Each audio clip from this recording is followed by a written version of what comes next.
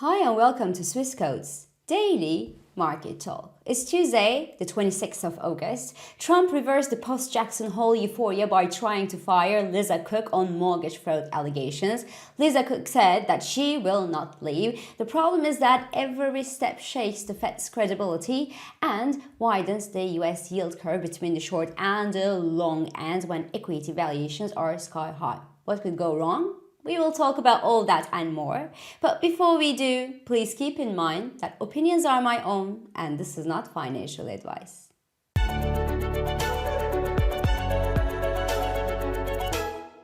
So this week could have started on a calm note with investors digesting Friday's policy shift at the Fed, some consolidation of the recent gains and repositioning before the all-important Nvidia earnings due Wednesday after the bell. But no, Donald Trump chose to keep testing markets and investors' nerves by firing a Fed member, Lisa Cook, on mortgage fraud allegations.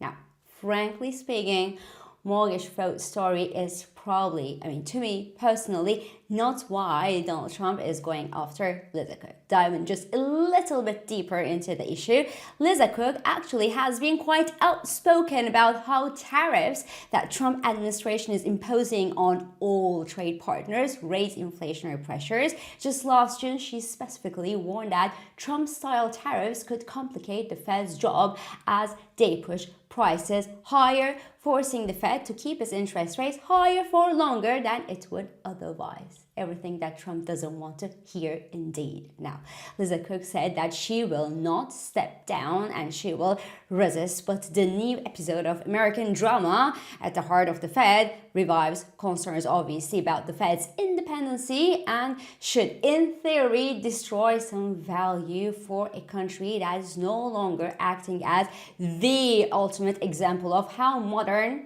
and free and efficient capital markets should look like. So, in reaction, the US dollar halted its Monday's rebound yesterday. The US two-year yield is on funded expectation actually that, Lisa Cook will be somehow replaced by someone who has policy views that are in line with Donald Trump, so he will be basically willing to cut the interest rates in the United States, and that regardless of the economic backdrop, while the 30-year yield in the US erases Jackson Hole decline, meaning that it's pushing higher again this morning, and that actually means that the yield curve is steepening for the US on expectation that the Fed will be cutting the interest rate soon, and that the rate cuts will lead to a higher long-term inflation rate.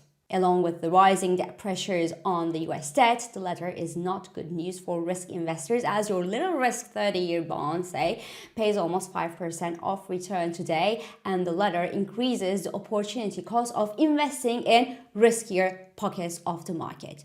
Plus, please note that the most attractive and the most appetizing riskier pockets of the market today, say the technology-heavy S&P 500 and NASDAQ, for example, just to name a few, are today trading at very, very high valuations in historical terms. The price investors pay today to buy the S&P 500 company stocks is more than 3 times above their sales. And that's the highest level in history and maybe quite alarming. I say maybe, just don't stress just yet, because prior record high levels didn't necessarily prevent the trend from rising and going higher. And obviously the combination of stronger than expected earnings season for the S&P 500 companies and the dovish shift in Fed expectations for the months to come actually do counterweight the trade, the political and geopolitical risk at the moment. But it is still a very fine balance, mind you.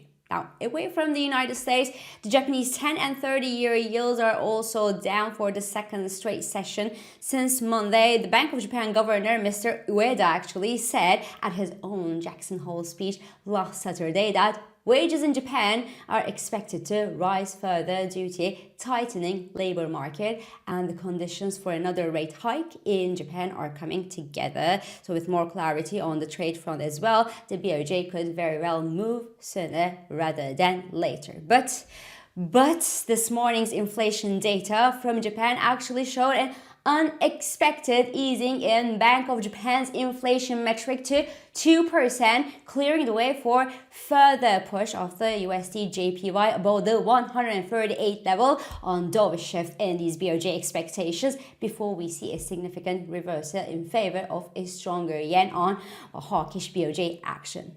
Elsewhere, the euro-dollar found support near its 116 level yesterday on renewed US dollar weakness across the board, though the pair failed to clear its 50-day moving average level earlier this morning in Asia on rising political shenanigans in France. In fact, the French Prime Minister, Mr. François Bayrou, he called for a confidence vote in his minority government as soon as next month, aiming to potentially push through sweeping budget cuts in France.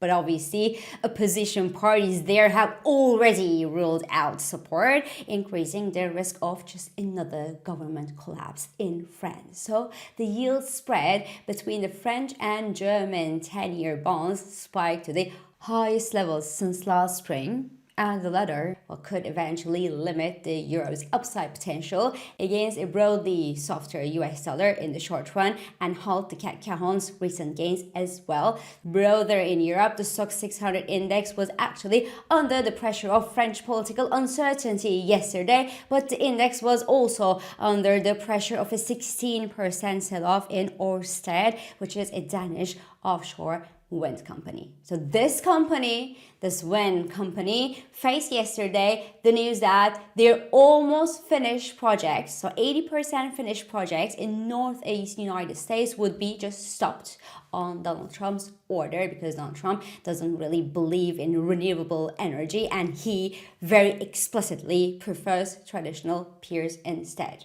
So Equinor, which is a Norwegian peer, had already encountered a similar problem just in the recent past, remember, but high-level negotiations between Norway and the United States have actually helped them to find a solution to their problem. Nevertheless, the latter comes as just another reminder that companies that are exposed to the United States and to the US businesses have become significantly riskier today than before the Trump administration, no matter the headline trade negotiations and how well they go, and the risk here will not ease as long as Trump is sitting at the White House. Full stop.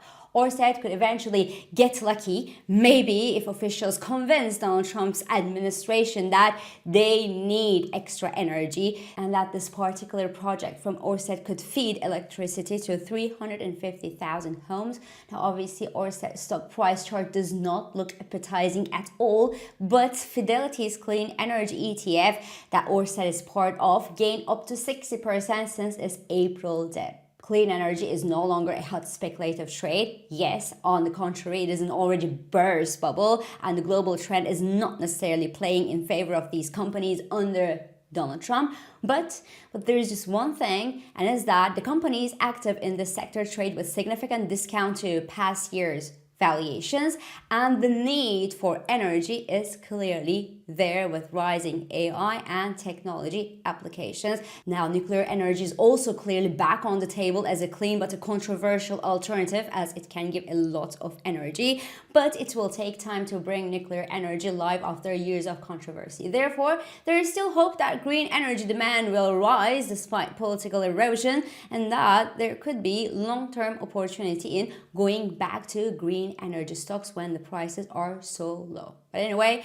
coming back to the overall market talk, with the Federal Reserve drama going on with Lisa Cook, the geopolitical uncertainty in Ukraine, topped by the French political worries, while the safe haven assets across the globe are back in demand. The euro franc, for example, which has recorded a nice rebound since the beginning of August, is back below its 200-day moving average and testing the 50-day moving average to the downside in favor of a stronger Swiss franc. Then gold is also better bit above its own 50 50-day moving average this week, while crude oil is testing the $65 per barrel offers to the upside on lack of progress in Ukrainian peace talks.